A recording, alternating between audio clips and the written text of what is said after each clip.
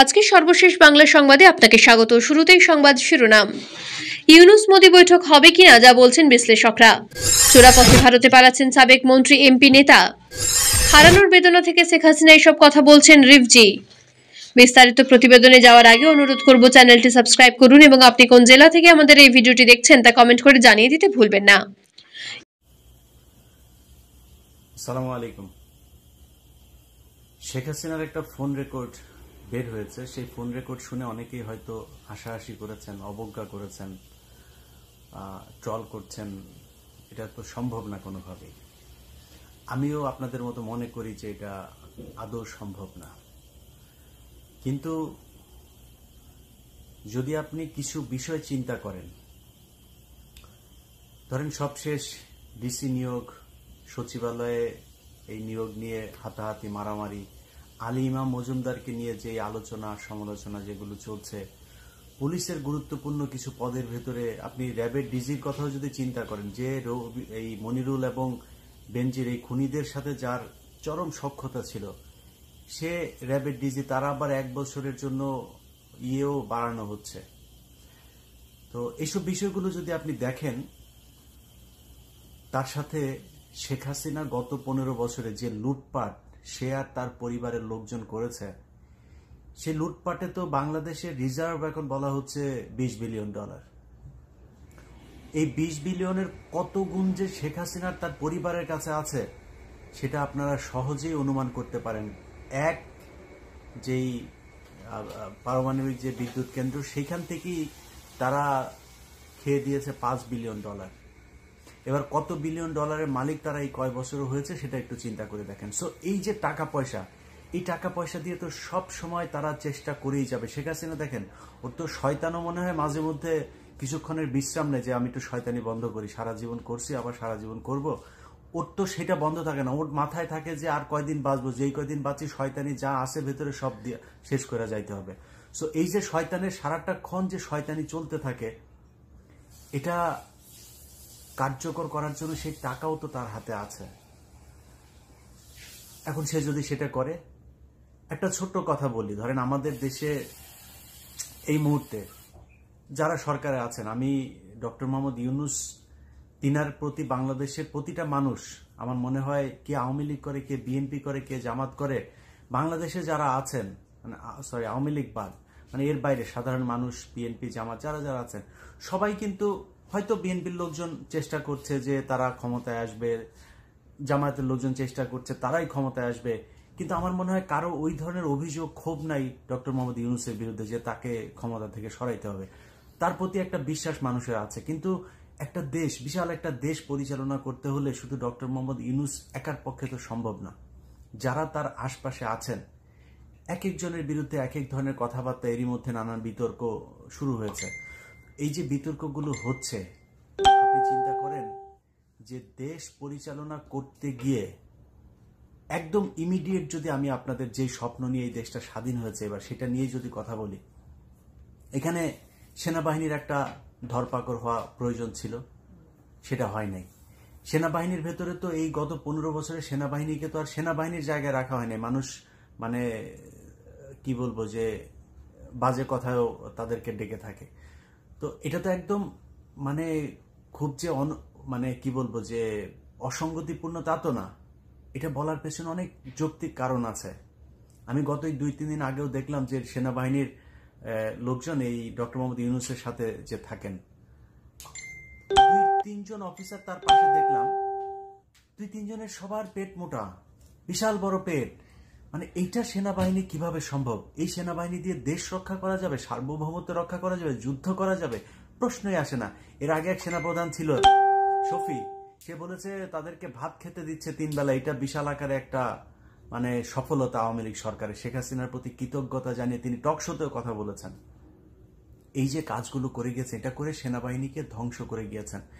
সেনাবাহিনী আওয়ামী লীগ যেভাবে দলীয়করণ করে তার 14 গোষ্ঠী তারপর বাছাই যাচাই করে সেনাবাহিনীর পদে এনে বসিয়েছেন, তাকে তো পরের মানে 3 দিনের ভেতরে মূল কাজ হওয়ার কথা যে সেনাবাহিনীর এদেরকে সরাইতে হবে। পুলিশের ভেতরে এখনো পর্যন্ত অনেক পুলিশের, আপনি খুলনা রেঞ্জের ডিআইজি হচ্ছে রেজা, আরে সারা জীবন খুনের সাথে জড়িত জাসদ ছাত্রলীগ করে এসছে, তাকে বসানো হচ্ছে সেই জায়গায়। এরকম আরো অনেকেই আছে যাদের নাম আমরা আস্তে আস্তে বলবো। আমি গণমাধ্যমের কথা যদি বলি, দেখেন গণমাধ্যমে RTVর আশিকুর রহমান, এই আশিক হচ্ছে পলাচ্ছে, সে 14 অথবা 15 তারিখে তার ফ্লাইট। একটু বলে রাখলাম যে অবশ্যই আশিককে আটকান, তার ব্যাপারে অনেক অভিযোগ আছে। সে তার বোনকে ভুয়া সাংবাদিক বানিয়ে এর আগে শেখ হাসিনার সাথে আমেরিকাতে এনেছেন, তিনি নিজে এখানে প্রচুর সম্পত্তি করেছেন। অতএব তার ব্যাপারে বিচার হইতে হবে, সে শুধু চাকরিচ্যুত হবে না, বিচার হতে হবে। তার মতো ডিবিসিতে জাহিদুল হাসান পিন্টু, নাজরিন মুন্নি, সোমা ইসলাম, রাহুল রাহা, অশোক চৌধুরী, অন্তত 50 জনের নাম মুখস্থ বলতে পারবো। এরা এখনো পর্যন্ত অফিস করছে। আরে ভাই, ওদের তো জেলখানায় থাকার কথা, ওরা অফিস করবে কিভাবে এখন পর্যন্ত? কিন্তু তারা অফিস করছে। এটা বাস্তবতা। এই বাস্তবতা নিয়ে যদি মনে করেন শেখ হাসিনা যেই কথাটা বলছে একদম উড়িয়ে দেবেন, মানে একটা কথা বলতে চাই না, এই কথাটা 1.5 মাস হয়ে যাচ্ছে, বলি আজকে। আমার জায়গাটা পরিষ্কার করে নেই। আমার দেশে যাওয়ার কোনো ইচ্ছা নাই, দেশে কোনো জায়গার কোনো পদ পদবি নেওয়ার কোনো ইচ্ছা নেই। সেটা কোনো রাজনৈতিক দলও না, বা কোনো সরকার না, কোনো প্রশাসন, কোনো জায়গায় না। আমার এই মুহূর্তে দেশে যাওয়ার একেবারেই কোনো ইচ্ছা নাই। কিন্তু ধরেন আমি বা আমার মতো যারা সোশ্যাল মিডিয়াতে কথা বলেছেন স্বৈরাচার সরকারের বিরুদ্ধে কথা বলতে গিয়ে, আমাদের তো কম কষ্ট সহ্য করতে হয়নি। এটা মিনিমাম মূল্যায়ন তো করা উচিত, তাই না? 1.5 মাস সময় অতিবাহিত হচ্ছে, আজ পর্যন্ত কোনো একজন উপদেষ্টা, কোনো একজন সরকারের নিম্ন স্তরের কোনো একজন মানুষও কেউ কি বলেছে যে আচ্ছা দেশের বাইরে এই সরকারের রোষানলে পড়ে কারা কারা দেশের বাইরে আছে এবং তাদের ইউনূস মোদি বৈঠক হবে কিনা যা বলছেন বিশ্লেষকরা। দেশের পরিস্থিতি বেগতিক দেখে গত 5ই আগস্ট শেখ হাসিনা প্রধানমন্ত্রীর পদ থেকে পদত্যাগ করে হেলিকপ্টারে করে ভারতে পালিয়ে যান। পরে ডক্টর মোহাম্মদ ইউনূস অন্তর্বর্তী সরকারের দায়িত্ব গ্রহণ করেন। বিশ্লেষকরা বলেন, বাংলাদেশের ক্ষমতাচ্যুত নেত্রী শেখ হাসিনার প্রত্যর্পণের মতো বিতর্কিত বিষয় নিয়ে ভারতের প্রধানমন্ত্রী নরেন্দ্র মোদি বাংলাদেশের অন্তর্বর্তী সরকারের প্রধান উপদেষ্টা ডক্টর মোহাম্মদ ইউনূসের সঙ্গে দেখা করতে চান না। দক্ষিণ এশিয়া ইনস্টিটিউটের পরিচালক মাইকেল কুনেলম্যান বলেছেন, ঢাকার সঙ্গে নয়াদিল্লির সম্পর্ক অত্যন্ত সংবেদনশীল একটি ইস্যু হয়ে উঠেছে, কারণ অন্তর্বর্তী সরকারের সঙ্গে উচ্চ পর্যায়ে যে কোনো আলোচনার জন্য ভারতকে আগে যে বিষয়ে ফোকাস করতে হবে, তারা এই মুহূর্তে সেই বিষয়টি এড়িয়ে যেতে চাইছে। এর মধ্যে প্রধান হলো বাংলাদেশের সাবেক প্রধানমন্ত্রী শেখ হাসিনার ভারতে উপস্থিতি। কুনেলম্যান বলেন, অন্তর্বর্তী সরকার তাকে বাংলাদেশের কাছে হস্তান্তরের কথা বলেছিল, কিন্তু দিল্লি তাকে ছাড়তে রাজি হয়নি দেশের অনেক নেতার সঙ্গে হাসিনার ঘনিষ্ঠ সম্পর্কের কারণে। মোদি যদি ইউনূসের সঙ্গে দেখা করতেন তাহলে এই ইস্যুতে আলোচনা এড়ানো তার পক্ষে অসম্ভব ছিল। ভারতীয় মিডিয়া গত সপ্তাহে জানিয়েছে দিল্লি এখনো নিশ্চিত করতে পারেনি তারা মোদি এবং ইউনূসের মধ্যে বৈঠকের জন্য ঢাকার অনুরোধে সাড়া দেবে কিনা। জাতিসংঘের সাধারণ অধিবেশনে যোগ দেওয়ার জন্য এই মাসের শেষের দিকে দুজনেরই নিউ ইয়র্কে যাওয়ার সম্ভাবনা রয়েছে। গত মাসে প্রথমে মোদির সঙ্গে ফোনে কথা বলেছেন ডক্টর ইউনূস এবং তাকে আশ্বস্ত করেছেন যে অন্তর্বর্তী সরকার বাংলাদেশের হিন্দু এবং সমস্ত সংখ্যালঘু গোষ্ঠীর সুরক্ষাকে অগ্রাধিকার দেবে।